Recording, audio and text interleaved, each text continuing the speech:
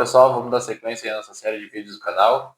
Hoje nós vamos falar sobre condensadores, tá? A gente já falou um pouquinho sobre eles ao longo dos vídeos aí, né? Que a gente falou do ciclo de refrigeração. Então, né, lembrando que a gente precisa ter 4 equipamentos para que o ciclo seja completo, né?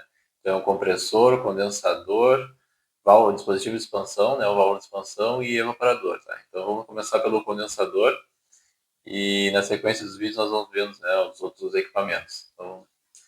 Então, o que, que são os condensadores? Né? A gente já viu aí nos outros vídeos, né? Que os condensadores são os equipamentos que são responsáveis pela fazer a rejeição desse calor, né? Do meu sistema de refrigeração. Porque dentro do meu sistema de refrigeração, sim, eu tenho calor, né? O calor que eu retiro do ambiente que eu quero resfriar, eu preciso que esse calor vá para algum lugar, né? Então, geralmente eu jogo ele para a rua, né? Para o meio ambiente. E quem faz esse processo é o condensador, né? Então, eu vou ter vários tipos, né, de condensadores, mas a principal função do condensador, né, do meu sistema, como o próprio nome já diz, é condensar o fluido que entra em forma de vapor dentro dele. Né? Então, nós vamos ver aí que temos vários tipos de condensadores. Nós temos os condensadores a ar, temos os condensadores a água, temos os condensadores evaporativos e temos os condensadores adiabáticos. Né? A gente tem basicamente esses tipos de condensadores, né? E todos eles têm, cada um tem a sua aplicação, né, e seu tipo de refrigeração, digamos assim, onde ele é mais utilizado. Então vamos vendo aí um por um e onde que eles são mais utilizados, quais são as vantagens e desvantagens dos condensadores. Então o primeiro tipo de condensadores que eu vou falar aqui vai ser os condensadores a ar. Tá? Os condensadores a ar eles são bastante utilizados na parte de refrigeração comercial, na doméstica também, né? Ele tem condensador a ar forçado e ar natural. O ar natural mais conhecido que a gente vai ter seriam os refrigeradores, né? Que tinha aquela serpentina atrás dele ali, o pessoal utilizava às vezes para secar roupa, então aquilo ali era o condensador do sistema de refrigeração do refrigerador, no caso, né? Também tem naqueles filtros pequenos, né? De pequeno porte, tem aquela serpentina atrás, então aquele ali é o condensador. Aqueles ali são de ar natural, ele não é forçado, não tem nenhum ventilador forçando o ar a passar naquela serpentina, né? Depois nós temos os condensadores a ar forçado, que são os do ar-condicionado. A gente vê que tem um ventilador ali que fica forçando o ar a passar naquela tubulação que tem ali aletada, né, que fica na rua, né, dos estabelecimentos. Então, o condensador ele funciona basicamente assim. O condensador a ar funciona basicamente assim. O fluido refrigerante está passando dentro dele, né? Ele entra com o vapor superaquecido do fluido refrigerante e ele sai dali de dentro em estado líquido, né? Para seguir com o meu ciclo de refrigeração. E o ar é que faz essa troca térmica, né? Então, por isso que os condensadores a ar eles trabalham com pressão de condensação mais alta do que os condensadores a água, porque eu preciso estar com uma temperatura do fluido ali dentro um pouco mais alta para que somente o ar trocando calor com ele consiga fazer a condensação desse fluido, né? Então, ele funciona dessa maneira: o ar passa pela serpentina ali, que geralmente é aletada, né, para aumentar a eficiência, aumentar a área de troca térmica. Então, aquela aleta na volta do tubinho ali, ela serve para aumentar a área de troca do tubo, né? Que vai trocar ali por condução, né, através do fluido que está passando dentro da tubulação. Então, por isso que é importante não amassar aquelas aletas, né, quando for fazer limpeza, para fazer alguma manutenção, tomar cuidado para não amassar aquelas aletas ali, que tu pode, amassando uma grande quantidade de aletas, tu pode diminuir bastante a área de troca do teu condensador, né, e com isso tu perde muita eficiência e daqui a pouco até mesmo ele para de funcionar, né, porque diminuiu muito a área de troca. E ele não tem mais a capacidade para a retirada de calor que precisa, né? O condensador, como a gente já viu lá, ele faz a retirada do calor do ambiente que eu quero refrigerar e joga na rua, né? Então, o condensador é que é responsável por expulsar esse calor, jogar esse calor na rua. Então, as vantagens dele é que ele é uma instalação simples, tá? Ele não carece de água, né? Ligação de água, nem nada. Ele é barato, né? Comparado com outros condensadores. A desvantagem dele principal assim, é que ele não consegue atender grandes demandas térmicas. Né? Então, para grandes cargas térmicas, eu não vou utilizar um sistema de condensação a ar somente, né? Porque ele não é tão eficiente assim. Então, essa é a desvantagem dele. Né? Mas eu vou conseguir utilizar na área doméstica, na área comercial, industrial é mais difícil, daí as cargas térmicas são maiores, né? Mas até a parte comercial ali, de câmaras frias, né, pequenas, pelo porte, até médio ali, fazer hacks para resfriar fluido secundário, né, supermercado, assim, utiliza bastante isso aí. Então, ele tem boa aplicação, tem bastante uso, né, a manutenção dele é simples também, não tem muito o que fazer ali, né? Tu vai limpar, geralmente tu vai ter que limpar, que ao longo do tempo ele vai juntando sujeira ali, né? Porque o ventilador fica forçando o ar a passar no meio daquela serpentina letada. A serpentina letada tem um caminho estreito ali, né? Justamente para fazer o ar ter contato com ele. Então acaba sujando, né? Então, de tempo em tempo tem que dar uma limpada ali, mas não tem grandes manutenções, né? Então, o investimento inicial e de manutenção não é caro. Porém, ele não consegue atingir grandes capacidades térmicas. Então, essa é a limitação do meu condensador a ar. Eu tenho também meus condensadores a água, tá? Daí, meus condensadores a água, o que vai ser, tá? Vai ser os trocadores a placas, vai ser os trocadores Shell in Tube, né? Geralmente são esses tipos de condensadores a água que nós vamos ter, né? Então, o que acontece? A troca térmica feita com fluido refrigerante é a água, né? A água entra em contato com o fluido, né? Não diretamente, né? Mas com um aparelho, um tubo, uma placa em que está o fluido refrigerante que eu quero condensar e a água, né? Então, esse sistema, assim, é muito mais eficiente, ele consegue atingir grandes capacidades térmicas, né? Então, ele é um sistema que é bastante utilizado na indústria, né? Na área comercial também vou utilizar, né? Daqui a pouco climatização de grandes shopping centers, né? Fazer uma climatização central, supermercados, né? CDs, frigoríficos, né? Então tem uma gama grande aí de aplicação de condensadores a água, né? Também ele é bastante utilizado porque ele reduz bastante a carga de amônia, né? Então geralmente quando se quer baixa carga de amônia eu vou partir para um condensador a água. Então ele é bastante utilizado dentro do sistema de refrigeração, né? Então ele usa como principal e única forma de troca de calor a água, né? O contato com a água.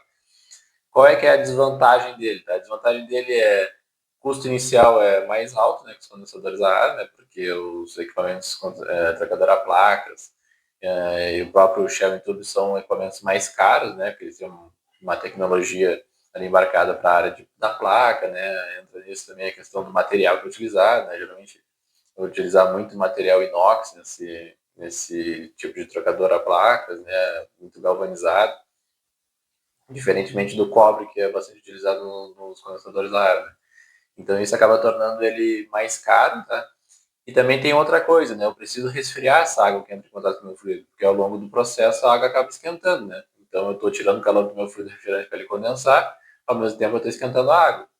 E aí essa água eu preciso resfriar para ela voltar para dentro do ciclo ali e tirar calor do meu fluido, né?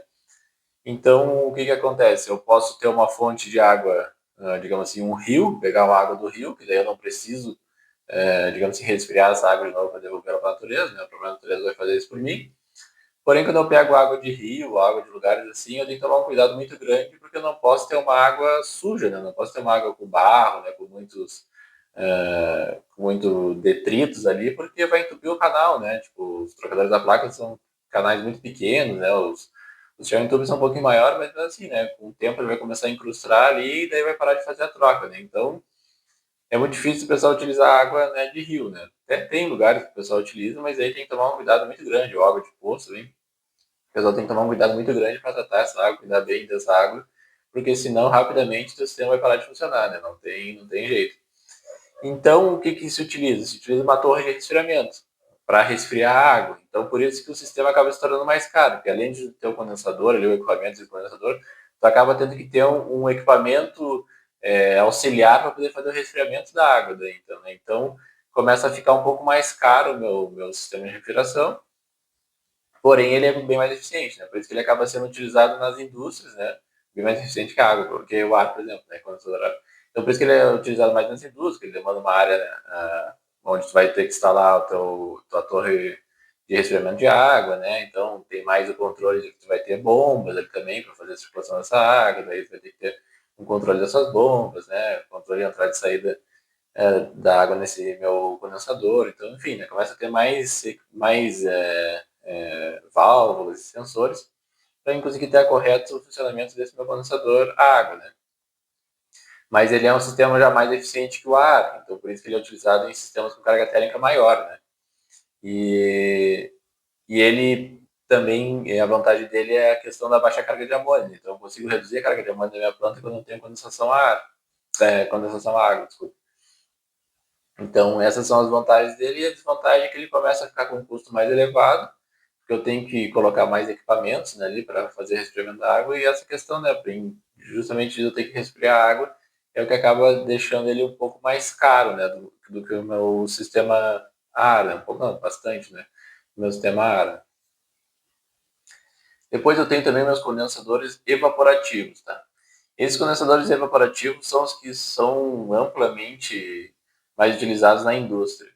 Na área comercial também eu posso ter alguma coisa de condensador evaporativo, mas na indústria é que ele dispara assim muito na frente dos outros, né? Hoje em dia o pessoal até tem procurado bastante a questão dos racks, né? Fazer um sistema de refrigeração todo montado no rack, né? Que o pessoal chama de plug and play, aí chega na instalação só, conecta daqui a pouco a água ali, o fluido secundário que tu vai resfriar nesse rack e tem o teu sistema de refrigeração todo ali, né? Então aí o pessoal acaba utilizando o condensador, a água, como eu tinha falado antes ali, mas se não, o condensador evaporativo é o que tu vai ver nas plantas frigoríficas aí pelo Brasil inteiro, tá?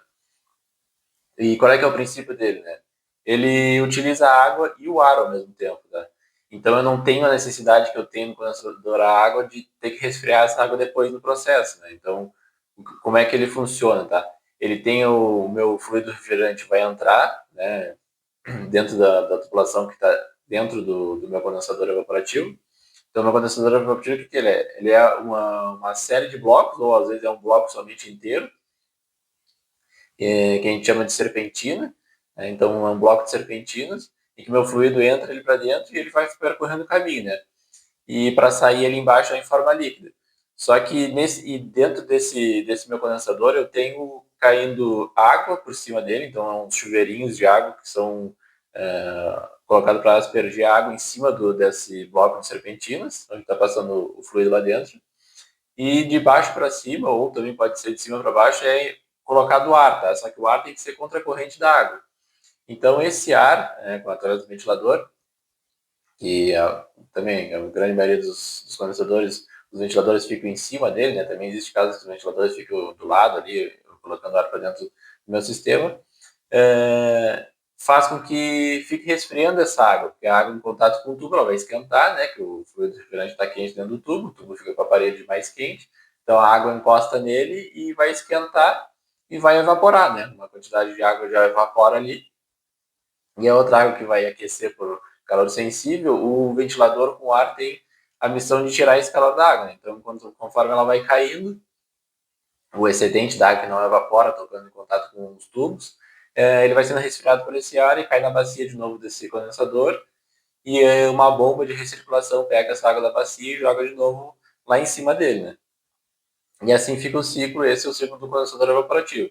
Então ele é muito utilizado porque ele é uma solução pronta. Ele já tem o resfriamento da água, né, que eu não preciso ter uma outra equipamento para resfriar a água, e ele consegue utilizar a eficiência de troca de calor da água e do ar, né, porque o ar consigo resfriar também essa minha água, né. Então ele se torna um condensador muito eficiente, um pouco menos que somente da água, né, tem que pensar na troca térmica somente no condensador, somente a água ali acaba sendo mais eficiente que o condensador evaporativo. O problema é que a água depois eu tenho que ter outro sistema para poder resfriar essa água, né? Então, se tu juntar essas duas partes, o condensador evaporativo acaba se tornando mais eficiente. Então, até mais a questão energética mesmo, o condensador evaporativo ele vai acabar se tornando um condensador mais econômico do que o condensador a água, né? Então, o condensador evaporativo ele tem essa função, né? Ele é muito utilizado mesmo, porque ele pode atender grande demanda térmica. Então, né, enfim, eu posso usar vários condensadores em paralelo, né, no meu sistema, e outro que eu tenho condensadores para carga térmicas gigantescas, né? A grande maioria dos fabricantes fazem condensadores para carga térmica de mais de 3 milhões de kcal/hora, então é bastante, né, carga térmica, e ele atende muito bem, né? E predominantemente nos sistemas com amônia, né? Quando eu tenho freon, eu já começo, acontece de eu ter os condensadores evaporativos, mas ele é mais frequente na amônia, né? Até pela questão da quantidade de fluido, né? Ele é o que faz tu ter bastante fluido refrigerante no teu sistema é o condensador evaporativo, né? Então, por isso que no freon, que é um fluido um pouco mais caro, né? O pessoal acaba optando por outros tipos de condensador, mas, né, quando a demanda térmica é bastante grande, né? Enfim, tu vai ter que cair dentro um condensador evaporativo, né? Então, e ele tem características um pouco diferentes dos outros, né? Que a seleção dele é um pouco mais complicada porque ele depende muito da temperatura de bulbo úmido do meu ar. Então, até quando eu vou fazer uma seleção, eu vou especificar um condensador, eu tenho que dizer qual a região que eu vou instalar ele, né? Aqui no Brasil, para que a gente possa fazer essa correção do TBU, né?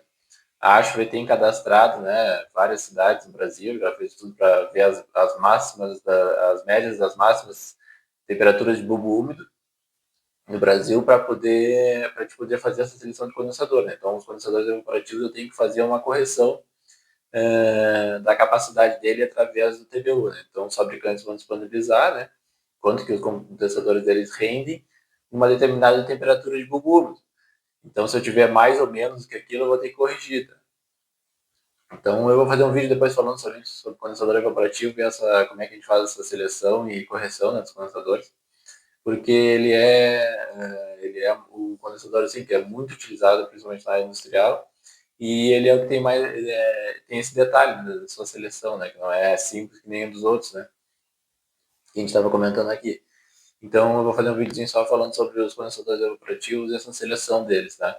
Então, a vantagem dele é que ele atende grandes demandas térmicas, tá? Grandes capacidades térmicas. Ele é eficiente, tá? É o sistema mais eficiente de condensação que a gente tem. A desvantagem é que ele consome muita água, tá? Ele consome, essa acho que é a principal desvantagem dele, ele tem um consumo de água bastante grande. E ele é um sistema que ele é um pouco mais complexo, sabe? Então, tipo, para te avaliar ele em campo, né, para saber se ele está rendendo mesmo que tem que render, ele não é tão simples quanto, né, os outros condensadores, né? Que é mais fácil, tu pega ali pela água mesmo, do condensador a água, tu vai saber quanto que ele está trocando, pegar só a temperatura do calor ali do condensador a ar. Eu também vou saber quanto que ele está trocando, se ele está, né, fazendo aquilo que fala no catálogo, né? Já o condensador evaporativo ele é um pouco mais complicado de te fazer essa avaliação em campo, mas ele é o condensador mais utilizado, assim, quando a demanda térmica é grande, quando tu está trabalhando com amônia e quando tu quer um sistema, digamos assim, pronto, né? Não te preocupar muito com ter que fazer resfriamento de água e tudo mais. Né? Então, eu tenho ainda também os condensadores, chamados condensadores adiabáticos, tá? Então, os condensadores adiabáticos, eles são parecidos com os condensadores evaporativos, com a diferença que nos condensadores evaporativos eu utilizo a água para fazer o resfriamento diretamente na tubulação que está o meu fluido refrigerante. Né? Então, a água entra em contato com a tubulação e ela evapora, né? E a água que não evapora recebe o ar ali e resfria para cair na bacia de novo. Né? No condensador adiabático, essa água não tem contato com a minha tubulação do fluido refrigerante. Ela passa feito que o pessoal chama de colmeias, tá? Antes de chegar na parte das tubulações, essa água fica circulando somente dentro dessas colmeias e o ar passa por dentro dessa colmeia. O ar passando dentro dessa colmeia resfria, né? Tem o resfriamento do ar. Então a água é utilizada para resfriar o ar e o ar entra em contato com a tubulação e faz a condensação do meu fluido refrigerante, né? Então essa é a diferença dele para o meu condensador evaporativo. Ele é um sistema mais eficiente que o ar, sabe isso também? Por quê? Porque ele diminui essa temperatura do ar ambiente, né? Aí ele tem um problema que ele também depende um pouco de quanto está a minha temperatura de bulbo úmido, né? Do meio ambiente para poder fazer esse resfriamento do ar e fazer essa saturação, né, do ar também, né? Digamos assim.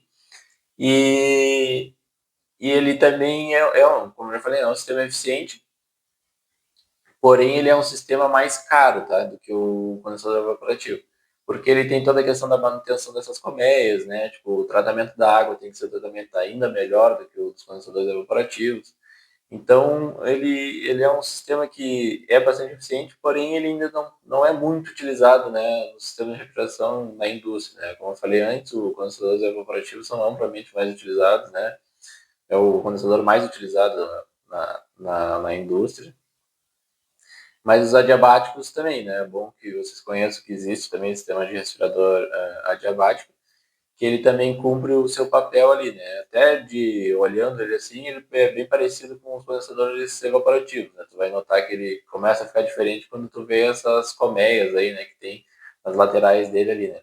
Eu também tenho esse tipo de evaporadores, né? Adiabáticos. Você pode ver às vezes que tem aqueles evaporador que Às vezes tem ambiente tipo posto de gasolina, ou lugar assim, que você vê que tem uma baciazinha e tem uma água que fica recirculando dentro de um sisteminha ali, e tem um ventilador que fica passando uma serpentina e jogando aquele ar, né?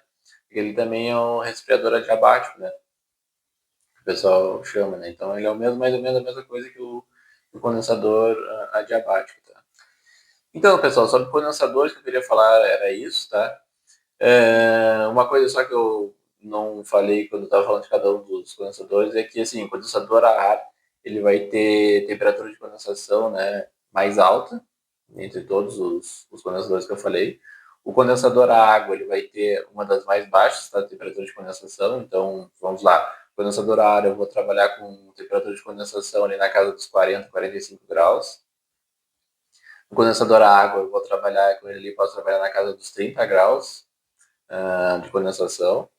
E os condensadores evaporativos que eu vou trabalhar ali na faixa dos 35. Então, por isso que é muito comum a gente, quando pega aí sistema com amônia, né? Tu vê ali a condensação 35, condensação 35, porque geralmente tu vai utilizar o condensador evaporativo, né? E ele trabalha nessa faixa aí, né? Claro que vai ter dias mais frios, vai poder baixar a condensação, mas a gente vai ver mais pra frente como a gente faz esse controle de condensação e, né, tornar o sistema mais eficiente e tudo mais, né?